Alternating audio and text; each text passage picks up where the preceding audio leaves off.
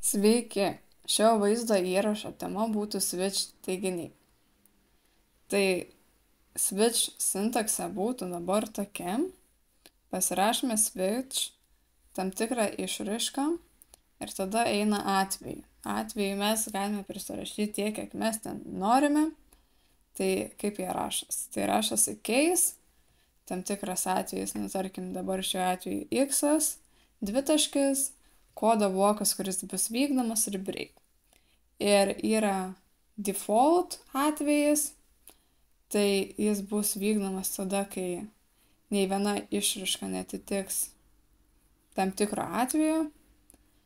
Tai bus tas pats irgi kodo blokas ir break. Tai kaip tai veikia? Tai switch išraiška yra vertinama vieną kartą. Išraiškos reikšmė yra lyginama su kiekviena atveju reikšmėmis. Jei yra atitiktis, tuomet yra vykdomas susijęs kodo blokas.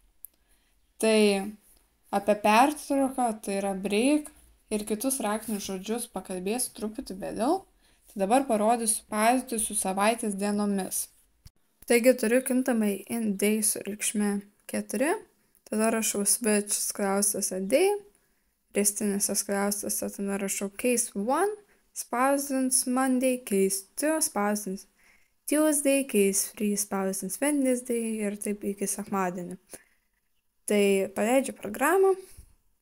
Turėčiau šiuo atveju aš gauti Thursday, kaip ir matome. Tai tarkim galiu pasikeisti kintamąją reikšmę į kokį nors 2. Tuo atveju dabar mums spausdins Tuesday. Pasileidžiame, pasitikriname. Taip ir yra. Tai tarkim dabar pasirašau kokį nors 7. Dabar spausdins mums ekrane Sunday. Tai susikuriu dabar kokį nors default teiginį atvejį. Tai kas bus, jeigu kintamoji reikšmė netitiks nei vieno atvejo reikšmės, tai tiesiog parašysiu kokį incorrect. O kodėl? Todėl, kad mūsų savaitės dienos yra 7. Tai jeigu kokia kintamoji reikšmė bus 9, 10 ar ten koks -1, tai netitiks nei vieno atvejo reikšmės ir tada žinosime, kas vyksta. Tai tarkim pasirašau 9 ir paleidžiu. Tai gauname incorrect. Nes nėra 9 savaitės dienų.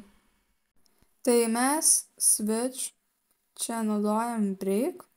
Break yra naudojamas tam, kad jeigu, tarkim, randamas yra atitikmuo ir toliau mums ten niekas neįdomu, kas parašyta kode, nes mes jau suradome, ko reikia, tiesiog pertrauka šio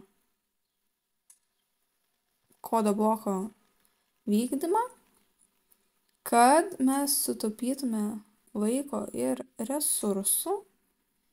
Tai kompiliatoriui nereikėtų ten daugiau vykdyti nereikalingų veiksmų, nes, kaip ir minėjau, mes jau, tarkim, randame, ko mes ir ieškojame.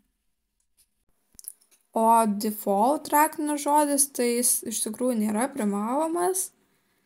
Jis nurodo tam tikrą kodą, kurį reikia paleisti, jeigu, pavyzdžiui, čia switch teiginyje nėra rasta atitikmenų išraiškos ir case atvejų reikšmių, tai tada bus vykdomas tas default kodo blokas, tai aš jau buvau parodžiusi, pavyzdžiui, incorrect. Tai galiu pasidaryti dar vieną kokį nors pavyzdį su switch, bet irgi bus su dienomis. Tai tarkim, turiu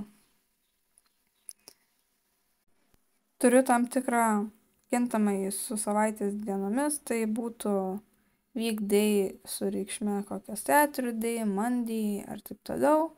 Turiu atvejus switch viduje, tai case Saturday, case Sunday ir default.